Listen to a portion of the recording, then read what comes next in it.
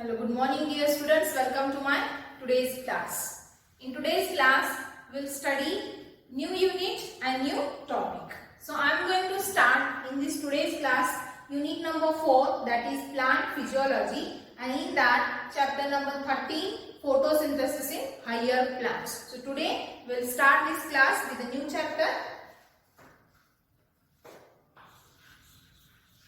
unit 4, plant physiology.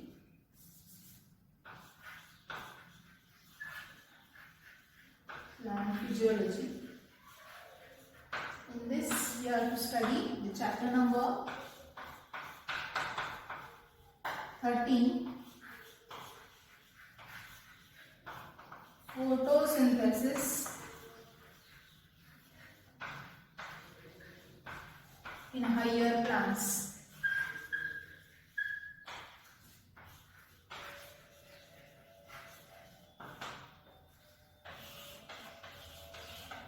Okay, so plant physiology. So you have unit number 4 and 5 about the physiology. In unit number 4 we have to study about the plant physiology, and in unit number 5 we have to study about the human physiology. Okay, so before going to start with this, I just want to tell you what is meant by physiology. Okay, so the physiology is nothing but it is the study of functions and processes and mechanisms which occurs in the organisms. So the name of unit is the plant physiology. So in this unit we have to study about the functions, processes and mechanisms which can take place in the plants, that we have to study in detail. So that is called as a physiology.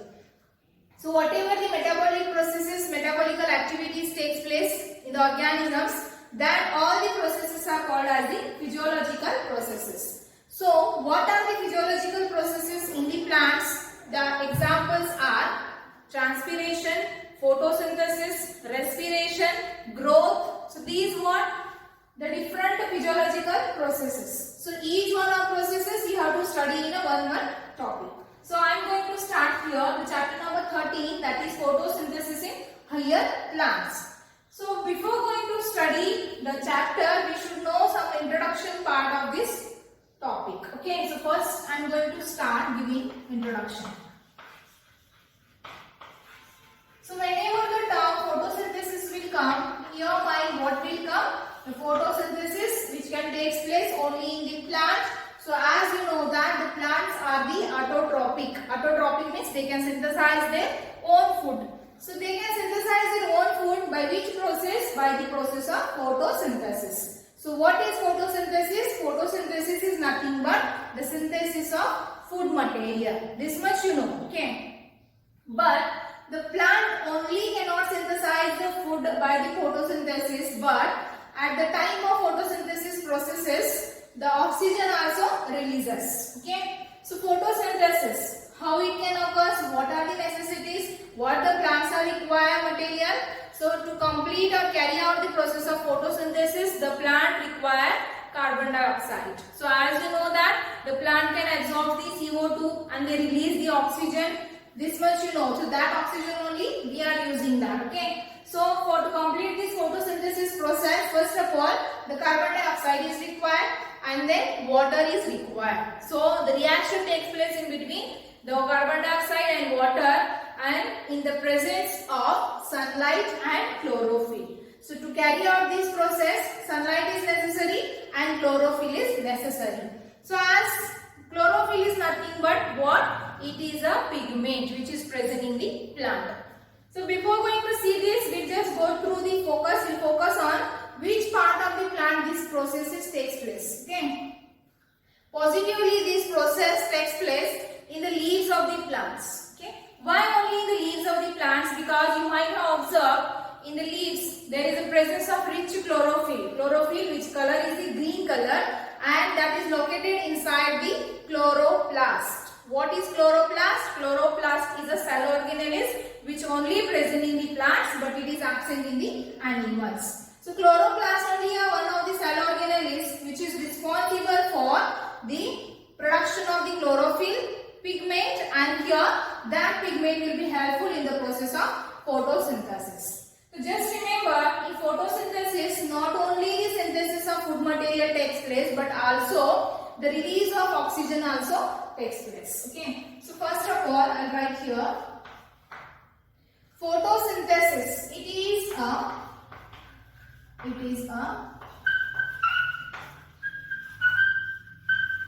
physicochemical process. It is a physicochemical process where what happens, I told you that this process is incomplete in the absence of the sunlight. So sunlight is necessary to carry out this process. So sunlight, here what happens, light energy is converted into chemical energy. Light energy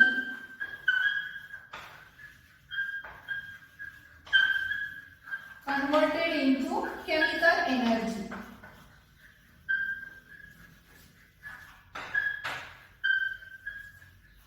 And that is in the form of glucose. That is nothing but the carbohydrates. So as you know, the plants can synthesize their food by this light energy, and that converts into chemical energy. And the end product of this process is what? The glucose. Glucose is nothing but it is a carbohydrate. So after synthesizing this glucose, it is stored as a starch. Okay. This is one important.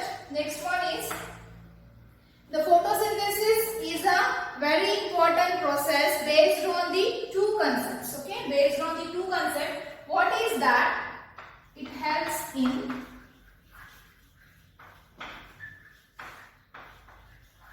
synthesis of food for all organisms. All organisms. See, if the plants can synthesize their food by photosynthesis, then only the plants can produce the food for all the organisms. So this is one reason, because of this photosynthesis is important. And also one concept is photosynthesis is responsible for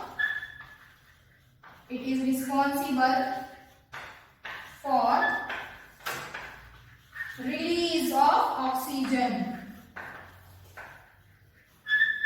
So in the photosynthesis, the two concepts occurs. One is the synthesis of food material, and the second one is the release of oxygen takes place. That oxygen only releases from the plants, and it is used by the other animals for the respiration process. So this is about the introductory part of the photosynthesis. Now we have to see what is the definition and what the reaction occurs in photosynthesis. Okay.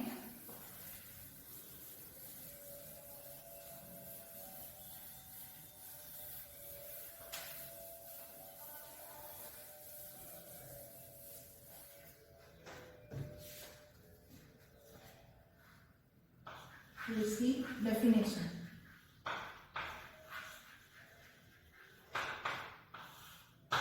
Okay. It is defined as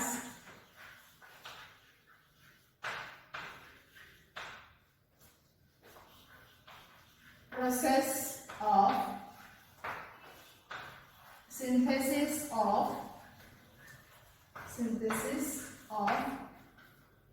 carbohydrates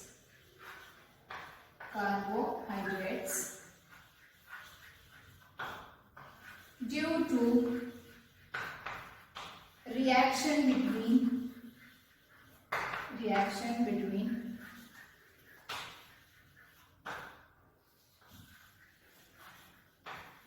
carbon dioxide, that is CO2, carbon dioxide and water. Okay. Just remember, photosynthesis means synthesis of food, and that food is in the form of carbohydrates due to the reaction between carbon dioxide and the water. So now we will see here what the reaction occurs. Okay. Here in this process, 6 molecules of CO2 involves, and that combines with 12 molecules of water in presence of sunlight and also chlorophyll. What is the product here? C6H12O6, which is nothing but glucose. Okay, and also 6 molecule of water is released, and also 6 molecule of oxygen is released from this process. What the point? The definition is itself from the reaction. Just remember, 6 molecule of carbon dioxide combines with the 12 molecules of H2O, and in the presence of sunlight and the chlorophyll, which gives the productive C6H12O6, that is nothing but the glucose, and it is carbohydrate, and later which is stored in the form of starch. And then here the 6H2O means water is liberated, and here the oxygen, 6 molecule of oxygen is released from this process. So whatever I told you, sunlight is necessary for this process. Then next is chlorophyll is necessary, and then here oxygen is released. So this 1-1-1 process is there. So this photosynthesis process is done experimentally by various scientists. They have did various experiments, and one scientist has given the evidence for 1-1 process. Like here, for one process the chloroplast is necessary. For then again one scientist has discovered that the oxygen is released. So who are the scientists? Few name of that scientist, and what the evidence they have given, that we have to see now. Okay, just remember this definition. Now we will discuss about the earlier experiments. Okay.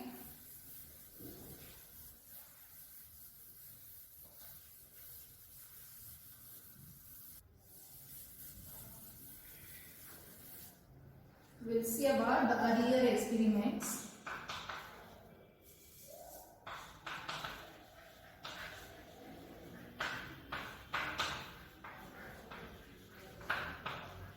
Done by the different scientists. Okay.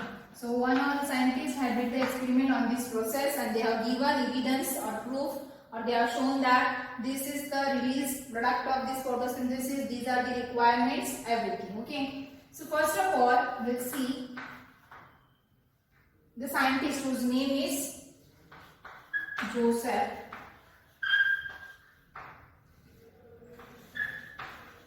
Priestley. Joseph Priestley is a scientist who has given the evidence for, and he has performed various experiments to show that the plant releases oxygen during the process of photosynthesis. So Joseph Priestley have done the many various processes to show oxygen released from the plants during photosynthesis. So after conducting the various experiments by this scientist, he has given that the proof is the oxygen is released from the process of photosynthesis. And next one is the next scientist whose name is John Ingenhousen.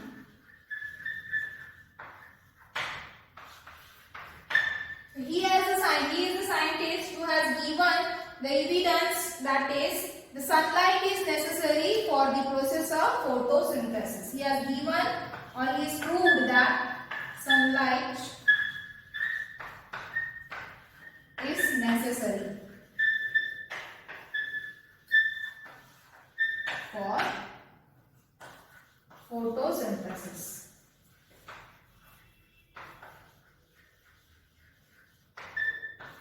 This is about the second scientist. Next is, we'll see about the third scientist is Julius Van Sachs. Okay, he is a scientist who has given the evidence or proof for the production of glucose during the process of photosynthesis. Production of glucose, and also showed photosynthesis occurs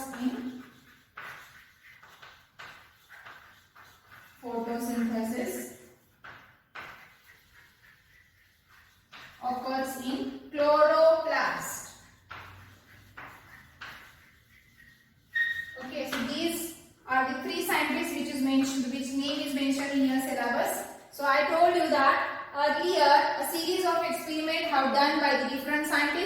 prove that photosynthesis process. So one concept has given by the one scientist. So in your syllabus, these three are the mentioned. First one is the Joseph Priestley. He is the scientist who has done the series of experiment, and by his experiment he has shown that the oxygen is released during the process of photosynthesis. Then the next one is Jan Ingenhouszy, and he is the scientist who has given evidence for that sunlight is necessary to carry out the process of photosynthesis. Next one is Julius Van Sachs. He is a scientist who has given the evidence in that he has proved that the photosynthesis in this process, what the production is takes place. So the production of food takes place, and that is nothing but the production of glucose. Food is produced in the form of glucose, that is carbohydrate, and also he showed that in photosynthesis that process can occur in a cell organelle, that is chloroplast. So as I told you, in plant cell the chloroplast is present, which is absent in the animal cell. So you just remember, so whenever we are going to imagine how this process occurs, you should understand what? You have to focus on the plant cell, and inside the plant cell a special cell organelle, that is chloroplast. So now in this topic, whatever the concept I am going to teach you, this all the process can occur inside the chloroplast of the plant. So how this process can occur, before going to see that, you should know the structure of chloroplast, what the parts of chloroplast is there and what the structure is there. That we have to see now. If we understood clearly the structure of chloroplast, then it will be easy to understand how this process can occur and which part of the plant it occurs. So now next point we have to see about the structure of chloroplast.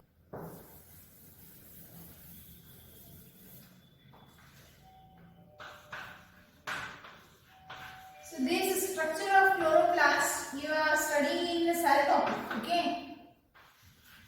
Which is very important. The diagram is very important. It may be asked many times for the 3 marks question. So whatever the diagram I draw here now, you should make practice of drawing this diagram. Okay, it will be important for the 3 marks question. So as I am drawing here the structure,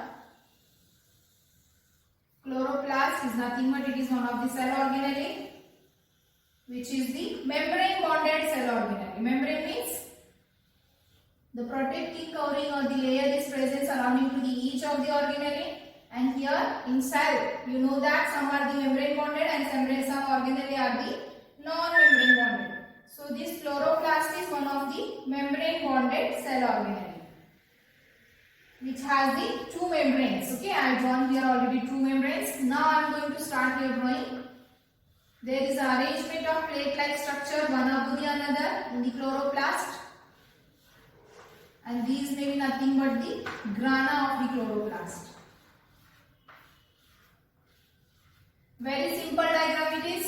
So only I am telling you, make practice of this diagram because it will ask the examination for 3 marks.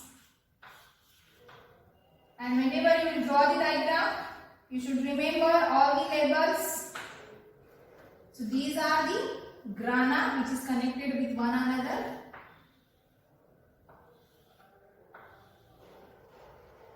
By a thread-like structure, and which is called as the lamellae, that is stroma lamellae.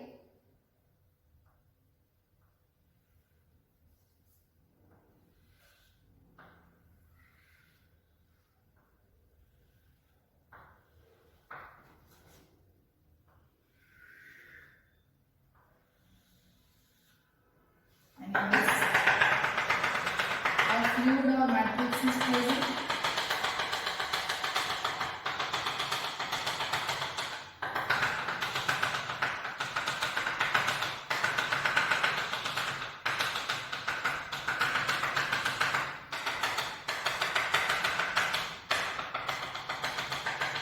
And here in this, granules are present, that is starch granules.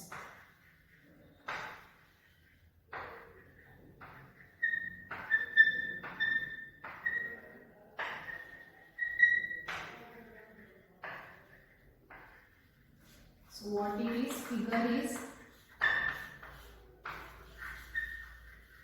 structure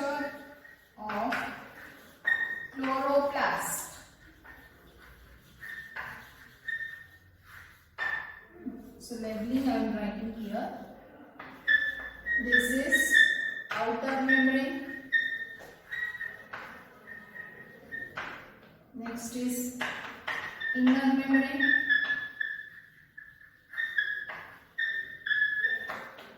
These are the grana, and this matrix of fluid is the stroma.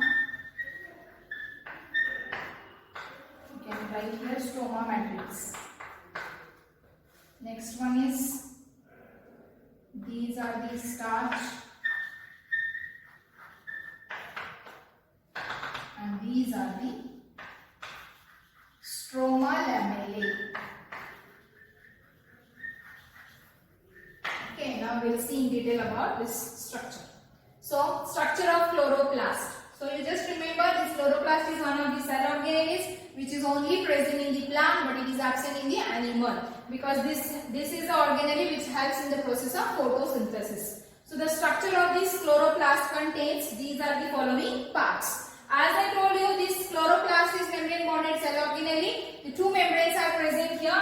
One is the outermost membrane is called as the outer membrane, and innermost is called as the inner membrane. So left to these membranes, the important parts of this chloroplast are the two important parts. First one is the grana and second one is the stroma. Okay, grana and stroma are the very important concept in which the process of photosynthesis is carried out. And remaining is what it is, the stroma matrix, means here fluid or a liquid which is present inside this chloroplast is called as the stroma matrix. And these are given label is the starch. These are the starch granules. Means here whenever the food is synthesized in the form of glucose and that later stored in the form of starch granules. Next one is the stroma lamellae. Stroma lamellae is nothing but these are the thread-like connections. You can see in the diagram. The grana, many grana are present. Each one of the grana is connected by a thread-like structure, and that is nothing but the stroma lamellae. Now here we have to see in more about the grana and the stroma, because these are the two important parts of chloroplast. First one is the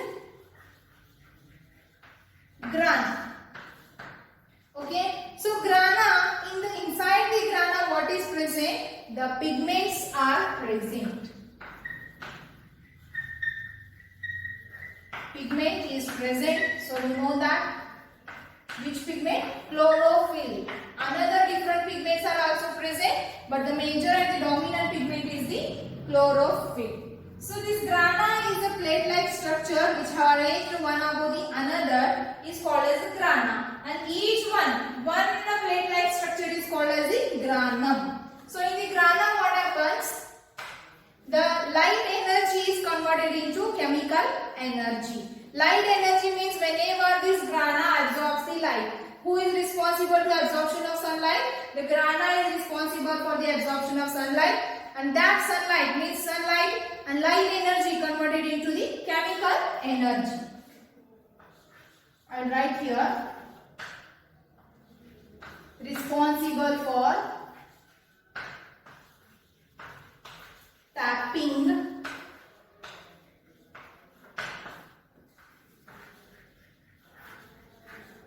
light. Okay, then what happens? Light energy converted into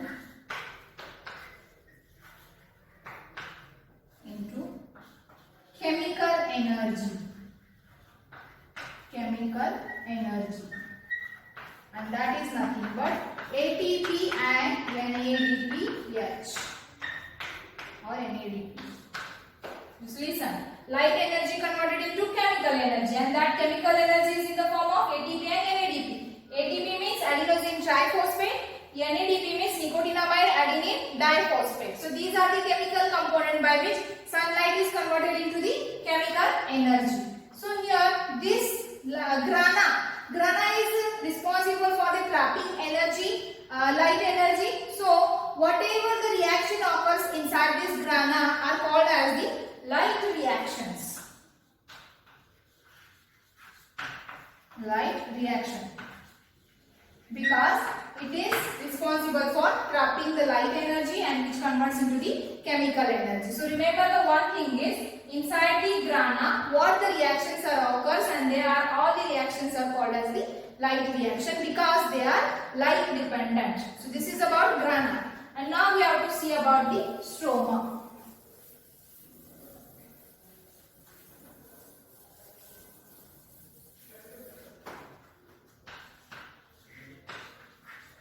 Stroma. The stroma, it is not responsible for absorbing the light energy. Okay, so it is not light dependent. These stromas, whatever the reaction occurs inside the stroma, that all the reactions are called as the enzymatic reaction. Enzymatic reaction.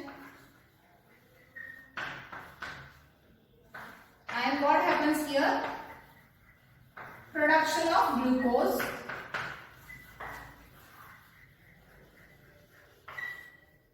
And all the reactions are called as here dark reaction. And this stroma, this depend on product of